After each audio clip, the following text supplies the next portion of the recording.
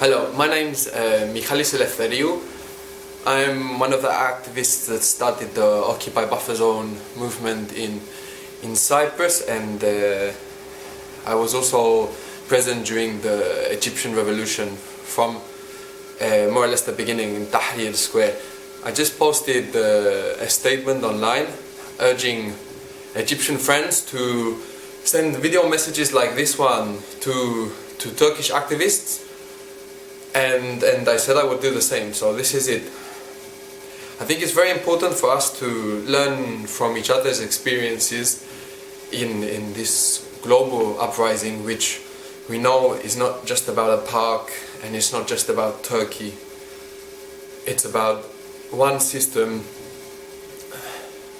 all over the world, and in this way it would be sad for us to repeat the same errors. Now Taksim is looking very much like Tahrir, unified and wonderful and full of energy, and the world is looking on with a mixture of excitement and sadness and pride and tears, and we're sharing this with you.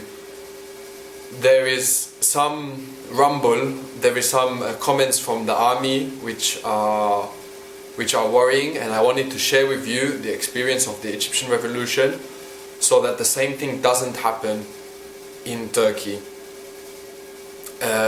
Most of what the world heard about the Egyptian revolution was some glorious photos and images like those which are coming out of Turkey at the moment, and since then it went quiet. Well, the Egyptian revolution so far has been a complete failure. Why?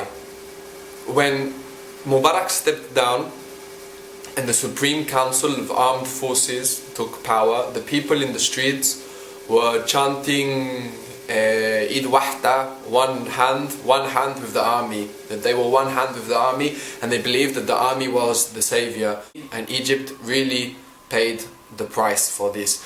The army pretended to be the savior of the people, and of course if the army was going to take power, what they least wanted was a society like that starts a revolution. The army promised to hold power just for some months until they arranged elections. They had power for more than 2 years, during which they systematically worked to divide the country and create instability, to make people want this authoritarian power structures that now we're in the street saying that they don't represent us. I understand that people might feel like this could never happen in Turkey. I remember very well being in Tahrir and not ever feeling in my life such sense of unity, being 1 million people there risking our lives to stand together. I never would have imagined that 1 year later those same 1 million people would have been killing each other in the streets, and that's what SCAF managed to do. Now, my point is only that we have to be very careful to not accept false victories. If your Prime Minister steps down tomorrow, it doesn't mean that we go home and it's the end of the fight, which for many Egyptian activists or people present in the protests, it meant this, for many of them. Any change that comes now out of these protests, like the Prime Minister stepping down, is planned. They will have a plan. He's not just going to step down and there's going to be victory. There's going to be a plan to take the power back, or there's going to be a plan for somebody else to take the power. It's very likely that the army steps in now, as there is a friction between the army and the state in Turkey, that the army steps in now acting like the savior of the people. And then once everybody goes home and you don't have this force of being millions in the street, and everybody goes home, then the army will start picking at people one by one. This has been the experience in Egypt. Currently in Egypt you have the Muslim Brotherhood in power, which are a completely inept and corrupt political party which are destroying the country. And the army is sitting back, letting that happen, waiting for the moment where they will be called in to take the power back. That's what's happening in Egypt right now. It's not exactly the same situation in Turkey, but the point is that there are some parallels between the two situations.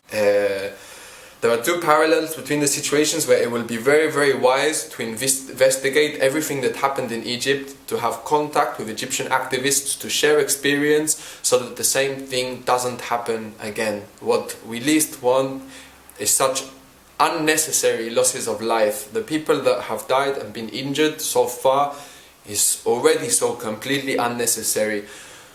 To believe in a forced victory, it would be even more so. We as the people have to take the power. If anybody comes along, such as the army, that claims to take the power for the state, to take the power from the state for the people, please do not go home. If the army steps in and takes power, there's no question, there's no two ways about it. It means bad news. That's my message from my experience in Egypt. I wanted to share it with you. I'm following everything here. I have very, very dear friends in Turkey. I'm following with my heart, and I wish you luck and wisdom and courage.